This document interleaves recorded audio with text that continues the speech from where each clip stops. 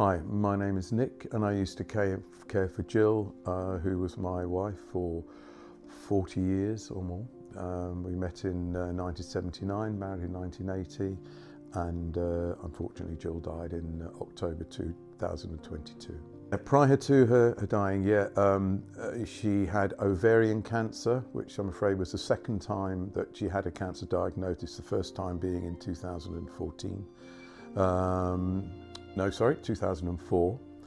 And unfortunately, although the treatment had been good and she had some surgery, 10 or so years later, 50, whatever it was, it came back again as ovarian cancer. And I particularly cared for her in the last few months.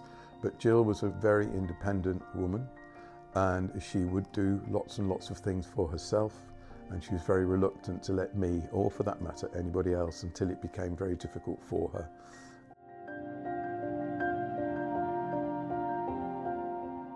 When somebody has a very serious cancer diagnosis, you often feel that the end may yet come.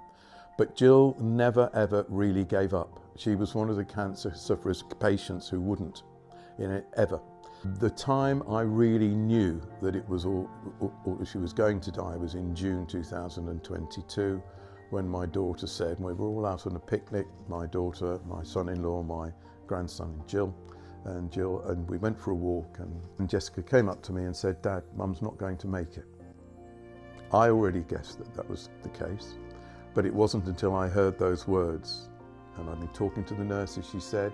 I'd also been talking to the cancer nurses at hospital in Mount Vernon, where she had a lot of her treatment in northwest London. But we weren't one of the families where somebody gives the diagnosis that's terminal cancer, where you can then, that was one of the issues that we didn't really plan, in a sense, for life afterwards, not in a real sense. Wills were done and everything was done, but emotionally wasn't really there. So right up to the end, it was kind of, we were hoping. So, she died in hospital. She didn't die at home. I was the only one there. Unfortunately, my daughter was away for a weekend break and I had to communicate that over the phone. That was exceptionally difficult.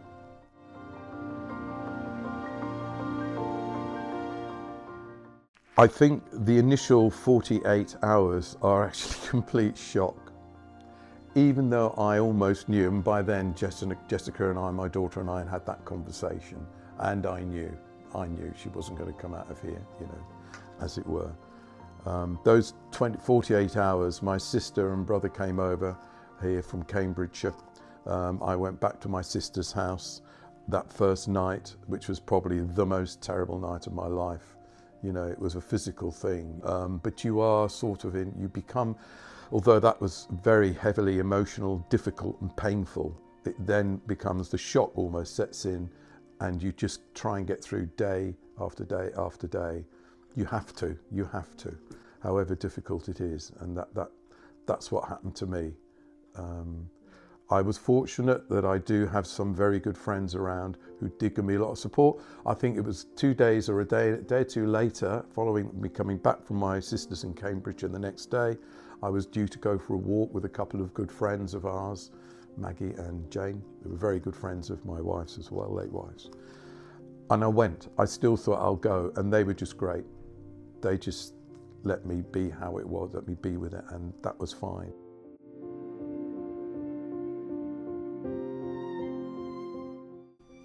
I mentioned that one of the worst days was when Jessica and I had to talk to each other about that Mum wouldn't get through. That was the first phase, really, before she died. After she died, then it was really about dealing with the practicalities and the support that we had. Also trying to support my daughter and my son, and that was a phase. We had to go and tell Anthony, my son. Anthony has learning disabilities, and Jessica and I decided we needed to go and tell him. But I don't think I told him straight away. I don't think the day that she died I told him. I think Jessica and I decided 2 days later, 3 days later, we will go physically. Rather than do it on the phone, that was a discussion we had. And we felt we needed to tell him face to face with his partner, Wendy. Because he would take it in slower, a little bit, and he's not severely learning disabled, but he has those disabilities, and we needed to do it face to face. And that was another phase, and that was really difficult.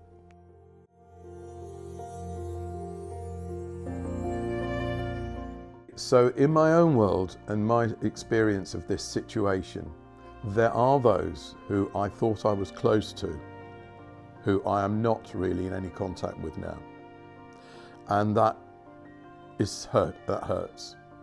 There aren't many, but they're significant.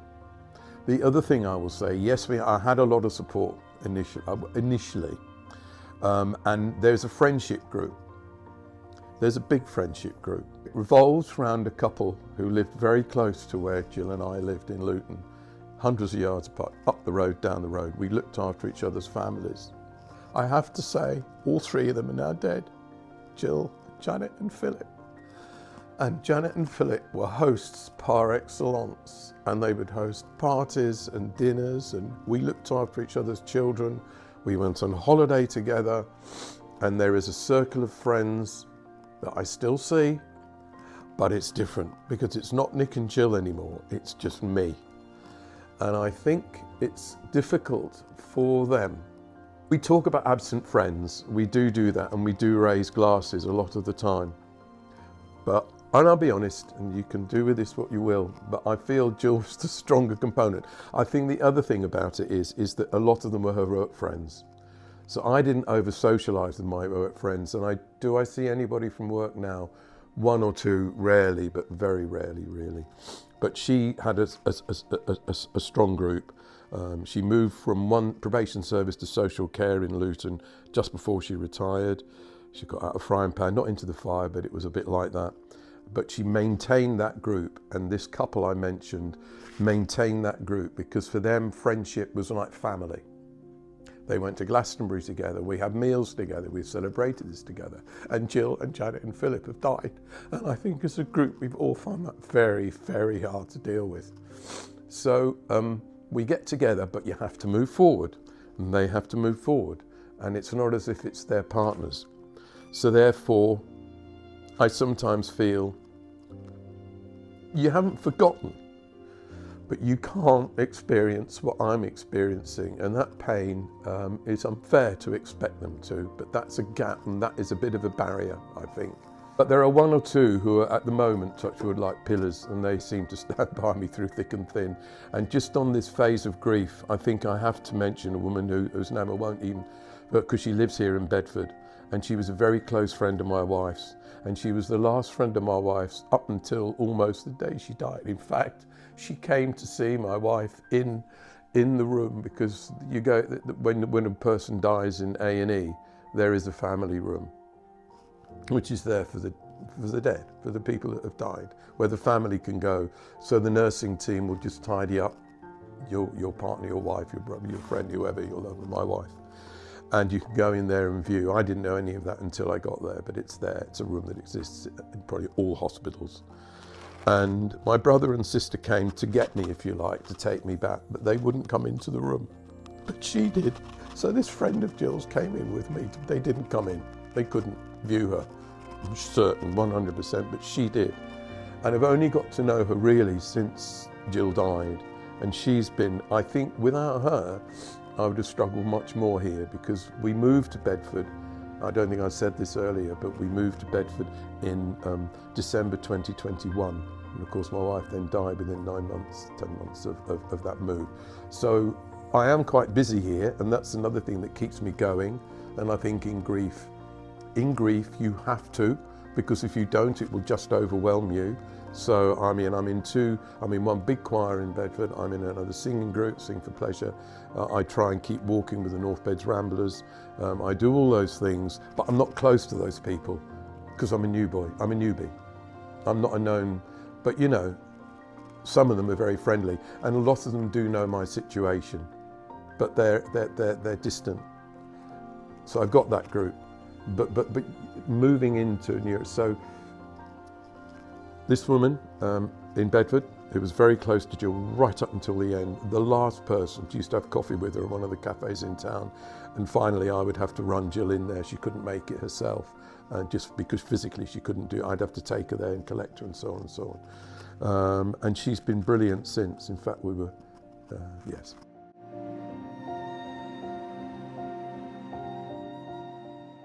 My daughter, who, although she was very emotional as me, she's so close to her mum. She was brilliant, and she helped me with the finance side, just sort out some of the paperwork that needed sorting. I mean, I had to do a lot on my own, of course, but she was great. She's very practical, that's the word, really. Like a mum, she was a very practical girl, and she was able to help me with what I needed help with. But yes, you have to get on and do it. You have to organise a funeral. You have to organise the wake afterwards, which was brilliant at a local pub, and it worked well. It all gelled well. It was a big funeral. There were, I mean, there were about 120, 130 people in all, which sounds huge, but weird thing is, and I don't spend too much reflecting back, but I will say I lost my father very young. I was a teenager when he died. I'm not going into details, but it was he actually had 300 to 400 people came. That was his standing. So I was kind of used to, I was almost kind of, it was weird, expecting, well, a lot of people would turn up because this happened with my dad, and Jill was such a popular woman. You know, people were coming from all over, some I'd never seen before, many people were work related, but she had a tremendous, you know, respect amongst lots of people, you know, so there were lots of people there. And that all went well. And as I think, and I said to you a bit earlier, the person who did the funeral service, the celebrant, Leah, was the reason Jill and I got together, because they were friends at university. But this woman, Leah, I knew when I was a child in West London, a young person, and we just happened to stay in touch. And then that's how Jill and I got together, so through this person. And she was a celebrant at the funeral. So, you know, it couldn't, you know, given that you don't want these things to happen, you don't, it went well. And the message there is really, whatever happens when you organise those things, you do it to the wishes of the person that's died. You do it the best way you can. And we were fortunate because this person knew her so well. So we really felt that was reflected.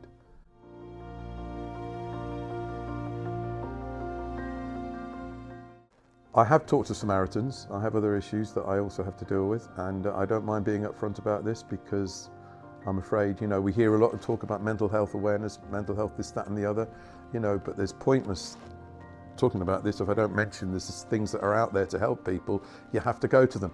Carers in Bedfordshire is another. It wasn't where I can't remember exactly where I got the Mind Cafe from now. Maybe I don't know.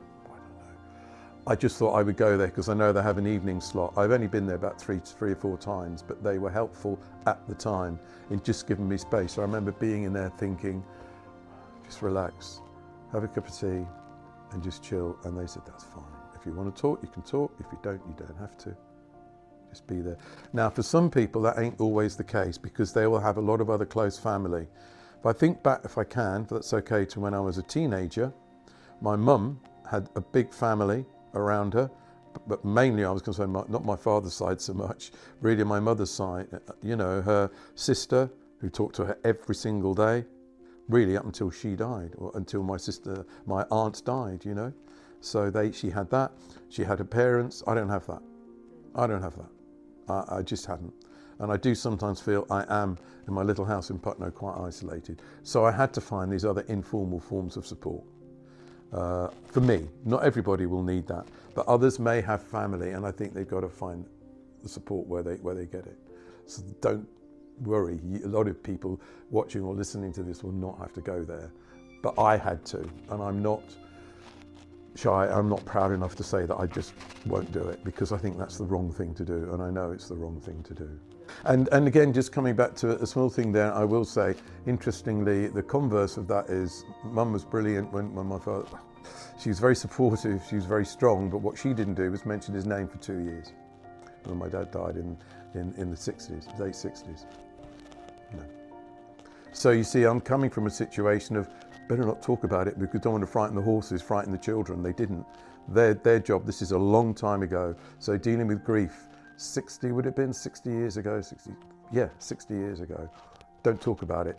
We'll do everything we can to make it just the same. It isn't.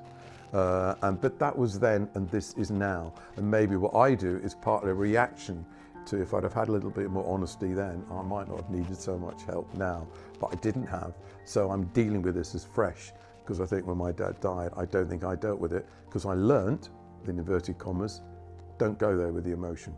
You don't need to. You do.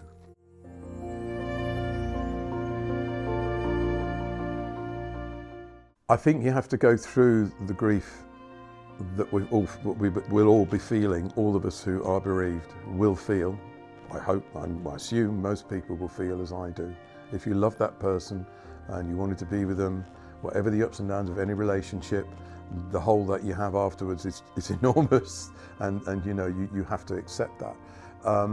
When I was at the community I mentioned earlier on, we were talking about this because it was an opportunity. It was called a quiet week, and you know, there were things organised, it was led, it was good, but you had space to talk. And I remember one of the people there talking about grief with me, because she'd known I'd lost my wife, you know, and she'd lost her mum not long before.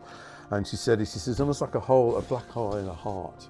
There's a great big horrible nasty thing in here that's gone. She said, you're never going to get rid of that, but what you can learn to do is reduce it. You reduce it.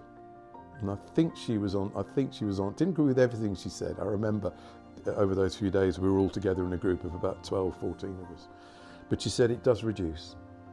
And I think that's what we all have to do. Personal view, is find ways of reducing that hole, that grief, that lump that's in your heart. You just have to accept it's going to be there, but you have to find things time after time to move on and try and rebuild your life. And that's what I'm sort of trying to do. And talk about it when you need to.